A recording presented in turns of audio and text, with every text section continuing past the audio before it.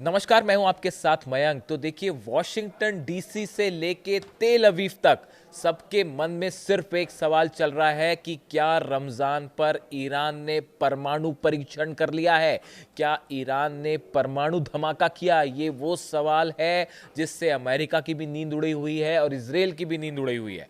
देखिए, रमजान का कल पहला दिन था और पहले ही दिन ये खबर आ गई कि ईरान में एक बड़ा जो है अर्थक्वेक आया है। अब अर्थक्वेक आया, उसके फौरन बाद सब तरफ अलर्ट और ये खबर फैल गई कि कहीं ईरान ने जो है परमाणु धमाका तो नहीं कर दिया। अब देखिए, ये जो भूकंप आया, ये इसको अलग अलग जो जियोलॉजिकल एजेंसीज होती हैं, ये इसको मापती रहती हैं। और जो खबरें आनी शुरू हुई, अलग अलग जो खबरें आई, उसके मुताबिक German research centre for Jio sciences के मुताबिक भूकंप जो था वो 5.5 उसकी तीव्रता थी और ये दक्षिणी ईरान में था, जो कि फार्स प्रांत के मोहर शहर से करीब 36 किलोमीटर दक्षिण पश्चिम इलाके में था। यानी उसकी एग्जैक्ट लोकेशन पता चली। और जो German research centre for Jio sciences है, इसके मुताबिक इसकी तीव्रता जो है 5.5 थी। और जब ये भूकंप आया तो आसपास के लोगों ने अच्छा खासा झटका महसूस किया और सब अपने घरों के बाहर आ गए। तो पहला आंकड़ा तो भूकंप का ये आया। इसके दूसरे बाद, थोड़ी देर बाद, अमेरिकी भूवैज्ञानिक सर्वेक्षण यानी यूएसजीएस ने इसकी तीव्रता मापी और बताया कि ये 4.4 रिक्टर स्केल पर इसकी जो है वो तीव्रता थी। यानी देखिए, पहली बात तो ये कि जो जर्मनी की एजेंसी ने बताया वो इसे 5.5 बताया और जो अमेरिकन एजेंसी ने बताया उसे 4.4 बताया। अब ये थोड़ा सा डिफरेंस है, ये हो सकता है, इसमें कोई बड़ी बात नहीं है। अब सवाल ये था कि भाई क्या ये परमाणु परीक्षण है। और पूरे, आप सच मानिए, पूरे सोशल मीडिया से लेके जितने एक्सपर्ट्स हैं, अमेरिका के जितने रिसर्च लैब्स हैं, इजराइल के रिसर्च लैब हैं, यूरोप के रिसर्च लैब हैं, सब आप जानते हैं किस बात का इंतजार कर रहे थे। सब इस बात का इंतजार कर रहे थे कि इस भूकंप के बाद आफ्टर शॉक आता है कि नहीं आता है। यानी आप देखिए, ईरान के परमाणु बम का इतना जबरदस्त खौफ ये शायद ही कहीं कभी किसी ने देखा होगा।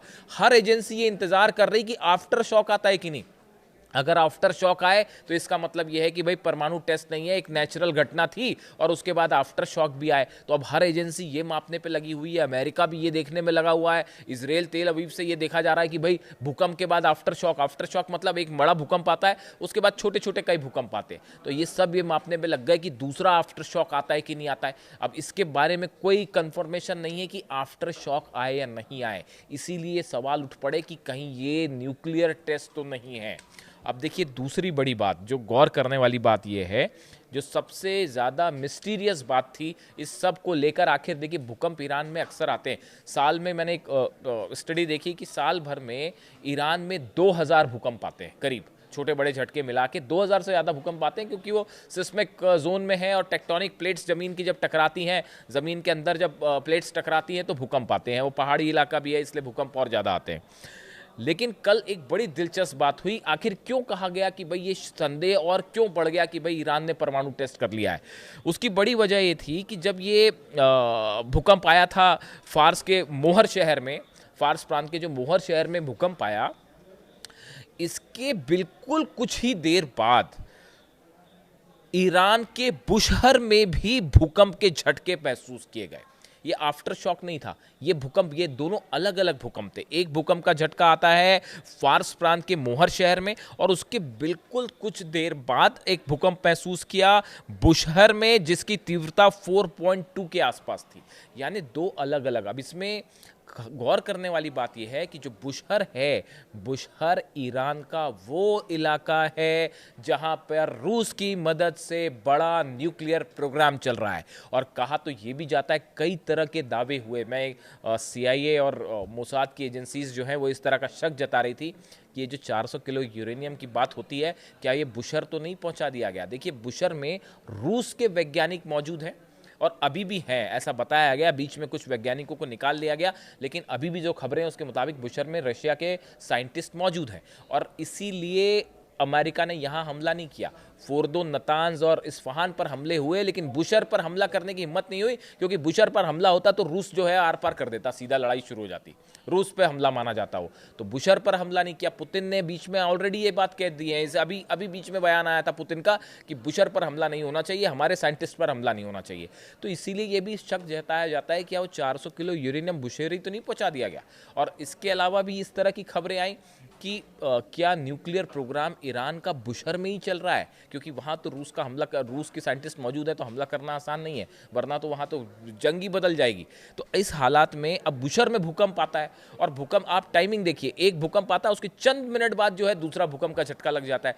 ऐसे में ये सवाल और उठने लगे कि क्या ये न्यूक्लियर टेस्ट है। इसको लेकर देखिए अभी तक ईरान की तरफ से कोई ऑफिशियल जानकारी नहीं आई है कि इस बारे में कोई जानकारी नहीं दी गई कि ये न्यूक्लियर टेस्ट था या नहीं था। और सबसे बड़ी बात ये है जो ये कहा गया बार बार कि ईरान की तरफ से अगर किसी तरह का परमाणु परीक्षण होता है तो इसकी जानकारी ईरान देगा। ये अपने आप में वो अपनी सुविधा के हिसाब से देगा जानकारी। वो आपको अपनी जानकारी अगर देगा भी कभी, तो वो जानकारी जो है वो अमेरिका और इजराइल की सुविधा के हिसाब से नहीं देगा, वो ईरान अपनी सुटेबिलिटी के हिसाब से देगा। हालांकि ईरान की तरफ से बार बार ये बात कही गई कि हम न्यूक्लियर बॉम्ब नहीं बना रहे हैं, हमारा जो न्यूक्लियर प्रोग्राम है वो पीसफुल पर्पस के लिए ही है, किसी तरह का हमने न्यूक्लियर बॉम्ब नहीं बनाया और ना ही हम बनाने में जुटे हुए हैं। लेकिन एट द सेम टाइम देखिए आप कि नॉर्थ कोरिया की तरफ से, किम जोंग उन की तरफ से बार बार ये बात कही गई ईरान को, अली खामनेई साहब से ये रिक्वेस्ट की गई कि भाई आपको फौरन परमाणु परीक्षण करना चाहिए, एटमी धमाका करिए, एटमी परीक्षण करिए।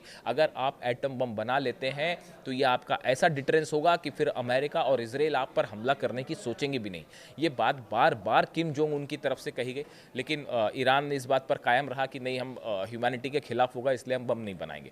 लेकिन नॉर्थ कोरिया का बार बार ये कहना कि आप बम बनाइए। और उसके अलावा दो बड़ी और खबरें हैं। देखिए कुछ वक्त पहले रूस के पूर्व राष्ट्रपति दिमित्री मेदवेदेव की तरफ से एक बयान आया। उनकी तरफ से ये बयान आया था जब 12 दिन की जंग हुई, उसके फौरन बाद ये बयान आया। उन्होंने ये कहा कि कई ऐसे सहयोगी देश हैं जो कि ईरान को न्यूक्लियर मदद कर सकते हैं, न्यूक्लियर बॉम्ब दे सकते हैं।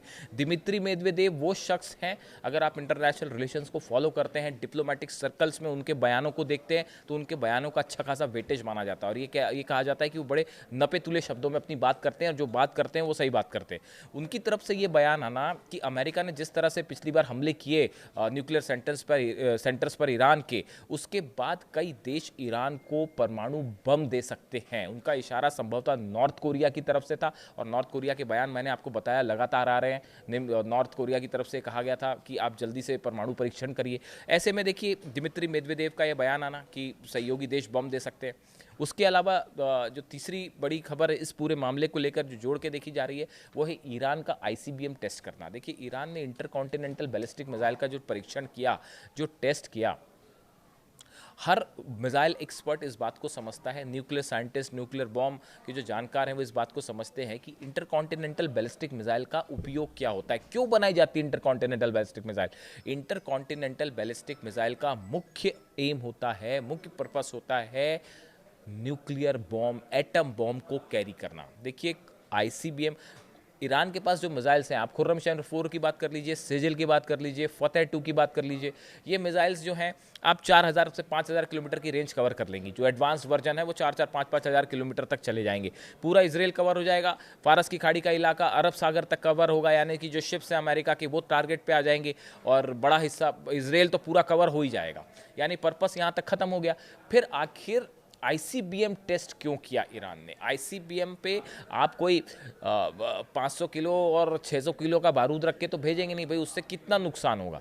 उससे जो नुकसान हो रहा था तेल अवीव में या हाइफा में जो बिल्डिंग्स गिर रही थी, वो इजराइल वो काम खुर्रमशहर 4 और फतेह 2 कर लेगी, वो काम खुर्रमशहर 4 और फतेह 2 कर लेगी। लेकिन जब आप आईसीबीएम की बात करते हैं जिसकी रीच वॉशिंगटन तक है, जिसकी रीच न्यूयॉर्क तक है, और खुद पेंटागन अब ये कह रहा है, पेंटागन की पिछली रिपोर्ट मैंने आपको बताई थी जिसमें कहा गया था कि अगला युद्ध होगा तो अमेरिका का मेनलैंड भी सिक्योर नहीं होगा। अब तक की लड़ाई जो हो रही थी वो दूसरी जगह हो रही थी और अमेरिका का मेनलैंड सिक्योर था, अमेरिका के अंदर कोई जंग नहीं हो रही थी। लेकिन अब तो पेंटागन ने भी ये कह दिया है कि इस बात की कोई गारंटी नहीं है कि इस बार हम सुरक्षित रहेंगे, मिसाइल जो है वहां से हमारे तक भी आ सकती है। और वो ईरान की आईसीबीएम की टेस्ट के बाद ईरान को लेकर ये बात कही गई थी। तो जब पेंटागन खुद अमेरिका का विभाग जब ये शक जता रहा है, इस तरह की बात कर रहा है कि भाई मिसाइल्स आ सकती हैं, तो अब आप खुद सोचिए, ईरान से अगर आईसीबीएम फायर की जाएगी, जो कि स्पेस में जाएगी, फिर री एंटर करेगी, और वो 10,000 किलोमीटर अगर न्यूयॉर्क वाशिंगटन तक जा रही है, तो वो उसमें कोई छोटा हथियार लगा के तो जाएगी नहीं वहाँ तक ऑब्वियसली। तो जब आपके पास कैरियर आ गया है, तो निश्चित तौर पर ये अंदेशा जताया जा रहा है कि क्या ईरान के पास हिडन एजेंडा क्लियर है और न्यूक्लियर बम ऑलरेडी कैपेबिलिटी हासिल कर चुका है ईरान। देखिए, कल का परमाणु, जब कल के जो आए भूकंप के झटके आए, ये भूकंप के झटके परमाणु परीक्षण थे या नहीं थे, इसके बारे में कोई साफ लाइन नहीं है, लेकिन जो खौफ था साहब, अमेरिका से लेके इजराइल तक, वो देखते बनता था। अब इसके अलावा आप और देखिए, जो 2-3 चीज़ बड़ी गौर करने वाली है, जो कि अपने केमिकल वेपन्स लगा रखे हैं ईरान ने अपनी मिसाइल्स के ऊपर। कहा जाता है कि ईरान ने अपनी मिसाइल्स के ऊपर केमिकल वेपन्स लगा दिए हैं। अगर कोई बड़ा हमला होता है तो ईरान आर पार, अब ईरान में जो जंग होगी ना, वो 6-7 दिन 8 दिन महीने वाली जंग नहीं, वो आर पार की लड़ाई होगी, एग्जिस्टेंस की लड़ाई होगी इस बार मिडिल ईस्ट में, और उस पर ईरान ऑल आउट वॉर के लिए तैयार है। और बताया जाता है कि अपने मिसाइल्स के ऊपर chemical weapons, biological weapons Iran ने अपलोड कर दिए हैं, जिन्हें मिनी परमाणु बम भी कहा जाता है। बड़े खतरनाक होते हैं, वो पूरे शहर को ख़त्म कर सकते हैं अगर उस पर बायोलॉजिकल वेपन्स लगा दिए जाएँ तो। इसके अलावा जो बड़ी बड़ी जो मुख्य बात है, जो बार बार इस बात को कहा जा रहा है कि ईरान की जो मिसाइल्स हैं, ईरान की मिसाइल्स को इस तरह से प्लेस किया गया है कि अगर ईरान पर एक भी हमला होता है तो अमेरिकन शिप्स हों, अमेरिकन बेसिस हैं, इजराइल हैं, इन सब पर एक साथ हमला होगा। और इजराइल इस बात को ऑलरेडी मान के चल रहा है कि अगर अमेरिका ने भी हमला किया तो भी हम पर मिसाइल गिरना तो तय है। इजराइल इस बात को मान के चल रहा है। नेतन्याहू की एक बड़ी बैठक नेतन्याहू ने की, जिसमें यह तय किया गया कि भाई अगर हम पर हमला होता है तो कैसे बचा जाए, उसके क्या इंतजाम किए जाए। यानी दोनों ही सिचुएशन में, चाहे अमेरिका हमला करे ना करे, इजराइल पर हमला तय है। अगर ईरान पर हमला होता है तो उसका मुख्य परिणाम यह होगा कि इजराइल खतरे में पड़ जाएगा। और इस बार ईरान जो है वो आर पार की जंग के मूड में है। ऐसे में भूकंप के झटके आना, इस बात को लेकर तमाम सवाल हैं जो कि जिनका कोई उत्तर नहीं है, लेकिन ये सिर्फ इशारा करते हैं। और कि क्या ईरान के पास परमाणु बम है, क्या टेस्ट हो चुका है, इसको लेकर अलग अलग दावे हैं सोशल मीडिया पे। कोई लोग कुछ कहते हैं, कोई लोगों का दावा है कि ऑलरेडी कैपेबिलिटी हासिल हो चुकी है, बस अनाउंस करना बाकी है। ऐसे तमाम दावे हैं अलग अलग एक्सपर्ट्स के। इसके बारे में जो भी डेवलपमेंट होता है वो हम आपको बताएंगे। इससे जुड़ा जो भी अपडेट होता है मैं आप तक पहुँचाऊँगा। वीडियो कैसा लगा कमेंट करके ज़रूर बताएँ। Thank you so much.